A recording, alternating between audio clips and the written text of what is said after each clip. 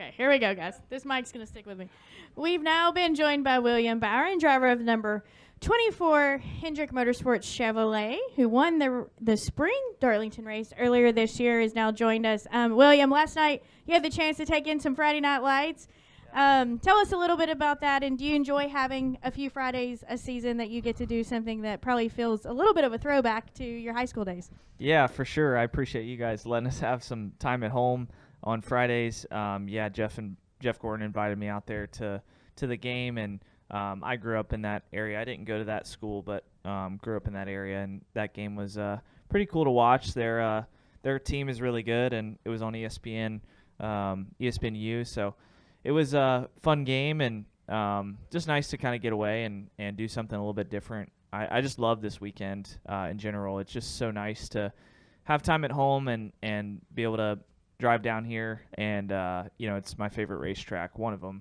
I always say this place and maybe Charlotte, but yeah, this is a really fun place to come race. All right, we're now going to go to questions for William. If you have a question, raise your hand. We'll work to get a mic to you, and we're going to start with Greg. I'll start with me for a change. Greg Engel with Forbes. We couldn't watch that because I'm a Spectrum customer last night. But anyway, your playoffs have begun. Obviously, you've got a little bit of momentum, a lot. As you think about the rare times when you're not in the playoffs, and I think it was 2020 you weren't, can you compare what it's like to live inside the bubble so far as opposed to living outside the playoff bubble when it comes this time of year? Yeah, the only year I didn't make the playoffs was my rookie year, but yeah, I think my rookie year was a lot of learning, and I felt like the last 10 races were just a chance to get better and not have some spotlight and some pressure on me. So every year since then, I've been in the playoffs and made it through the rounds to some extent.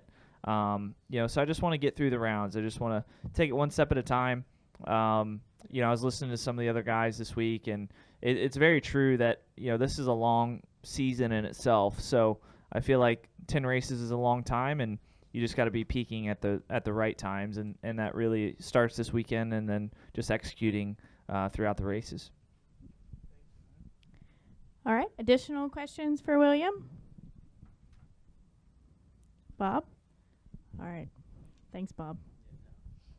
I have two. The first is, do you come in here with good memories of the race you won or bad memories of the race you didn't?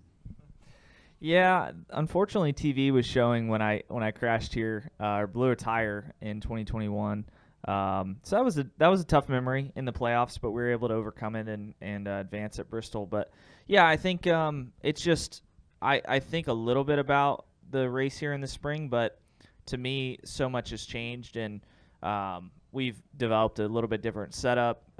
Still same kind of general foundation that we had, but it's changed. So I feel like for us, I don't think too much about the spring. I think about last fall and kind of the notes and looking at who is fast and what the track did as it changed. So that's kind of what I look at going in this weekend more so than what we did in the spring.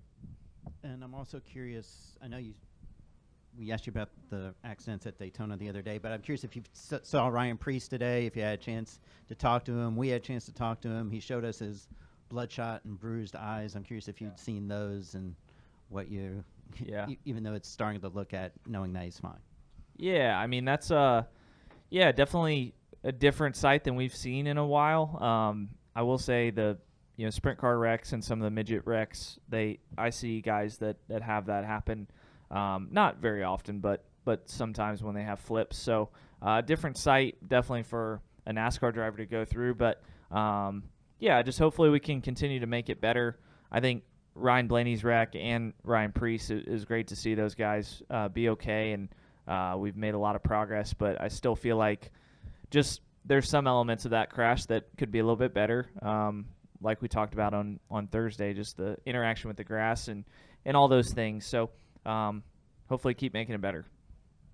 All right, Jordan Bianchi, The Athletic. When it comes to the playoffs, do you adjust your schedule or anything to kind of get more streamlined and focused on racing, or is it just business as normal, Monday through Friday, basically?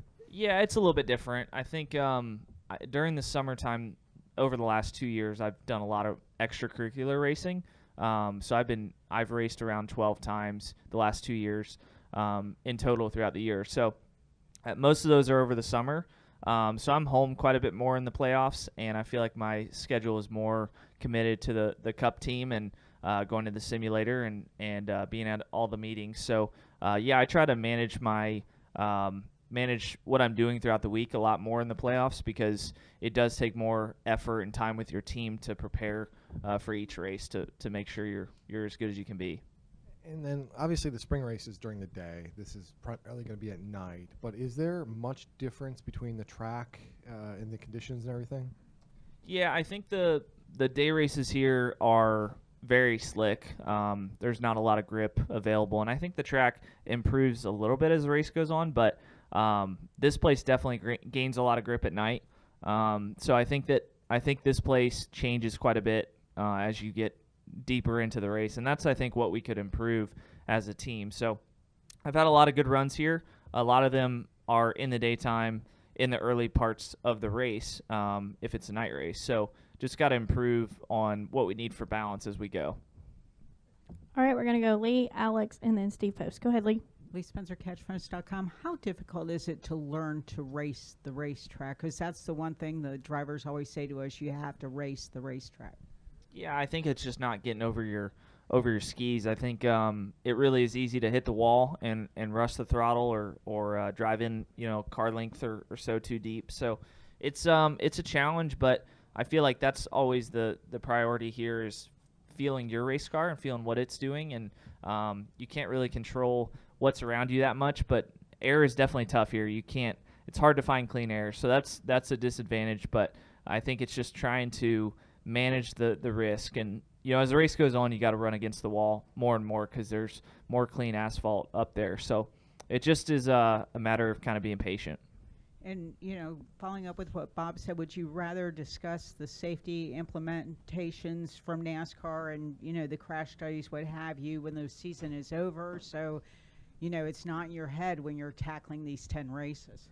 Yeah, I don't think, for me, selfishly, I think in the playoffs, I'm not really worried about my safety. I'm going to put it all out there and see what happens. And that was even true last year when there were some, questions about concussions and things like that. So I think this year my commitment level is high, and I'm not worried about it, even if the car was dangerous. I don't believe it is. So I think it's in a lot better place than it was last year. And but yeah, I'll probably listen in on some of those meetings, but my care level right now is not super high with that stuff.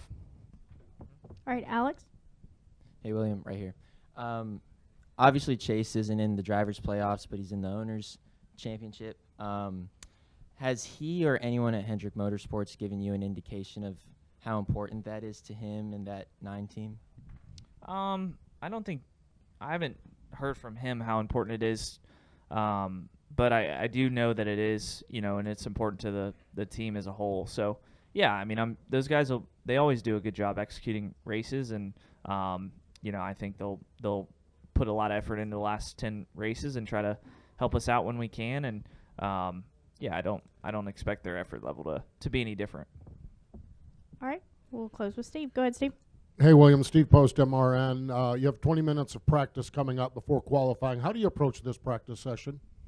It's a challenging one for sure because the tires go through such a transition here in 20 minutes. 20 minutes is about 30 laps, plus or minus a few. So we'll try to go out right away. There's a little bit of rubber on the racetrack, and it's probably gotten cleaned off after the cars went out for qualifying. So for us, Group A, there's a slight advantage maybe in qualifying to being faster in the second round. So goal number 1, have a good practice. Number 2, get through in the top 5 and make the necessary adjustments, if any, for the second round. So for us, it's just one step at a time. But I think trying to get a good read on the car, try not to blister the tires off the car in the first 8 or 9 laps, and have a good feel. I mean, really, I would like to see a lot of pace from lap 15 to 25. That's what I'm focused on today.